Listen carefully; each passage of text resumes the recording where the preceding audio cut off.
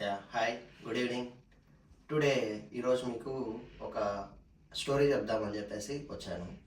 అంటే అందరికీ ఆ స్టోరీ తెలిసి ఉంటుంది, బట్ నేను చెప్పబోయేది ట్రేడింగ్ రిలేటెడ్ స్టోరీ అనమాట. మీకు వాలి ఐడియా ఉందా? వాలి, సుగ్రీవుడు ఐడియా ఉన్నారా? ఓకే.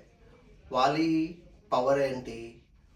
వాలి ముందు ఎవరు వచ్చినా అపోనెంట్ ఎవరైతే ఉంటారో వాళ్ళ సగం పవర్స్ అనేది వాలీకి వచ్చేస్తాయి. అప్పుడు ఆటోమేటిక్గా ఏమవుతుంది, వాలి కంటే అపోనెంట్ పవర్స్ తగ్గిపోతాయి, వాలి అనే అతను అయిపోతాడు.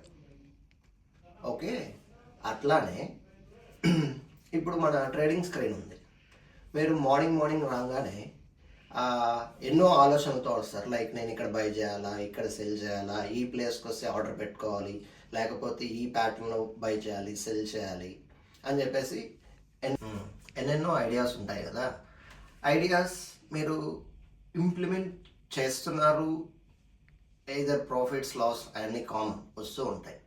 బట్ ఎందుకు మీకు ఎక్కువగా అంటే మీరు అనుకునే ఐడియాని ఎందుకు ఇంప్లిమెంట్ చేయలేకపోతున్నారు? 99% మీరు ఏదైతే బిఫోర్ మార్కెట్ అంటే స్టార్ట్ అవ్వకుండా ఉన్నప్పుడు మార్కెట్లో ఏ ప్లాన్స్ అయితే అనుకుంటున్నారో ఆఫ్టర్ మార్కెట్, కరెంట్ మార్కెట్లో అవి మీరు ఎగ్జిక్యూషన్ చెయ్యలేకపోతున్నారు. కరెక్ట్? చేయలేకపోతున్నారు బికాజ్ ఆఫ్ ఆ స్క్రీన్ యొక్క పవర్ అనమాట. అది ఆ స్క్రీన్ పేరే వాలి. ఓకే, ఇప్పుడు ముందు నేను వాలి స్టోరీ ఎందుకు చెప్పానో మీకు ఐడియా వచ్చిందా? వాలి ముందు ఎవరు ఉన్నా అపోనెంట్ పవర్స్ సగం వాలీకి వెళ్ళిపోతుంది. అప్పుడు మీరు వాలి కంటే తక్కువ అవుతారు. అట్లానే ట్రేడింగ్ స్క్రీన్ ముందు ఎవరు ఉన్నా వాళ్ళ పవర్స్ అంటే మీరు ఏమైతే అనుకుంటారో, నేను ఎట్లా కొట్టాలా, అట్లా కొట్టాలా, ఎట్లా ట్రేడ్ చేయాలా, అట్లా ట్రేడ్ చేయాలా అనేది ఏదైతే ఉంటుందో అట్లా మీరు ఇంప్లిమెంట్ చెయ్యలేరు. అందుకని ఎంత తక్కువ టైం స్పెండ్ చేస్తే అంత మంచిది మనకి. ఒక 2 దెబ్బలు కొట్టచ్చు చాలు, ఆ రోజుకి ఎగ్జిట్ అంతే.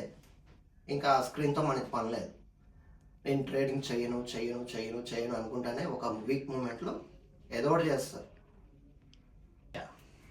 అదే మీకు 2 దెబ్బలు అని చెప్పాను కదా, ఆ 2 దెబ్బలు అనేది ఏంటి అనేది రేపు చెప్తాను. Okay, stay tune, subscribe. Thank you.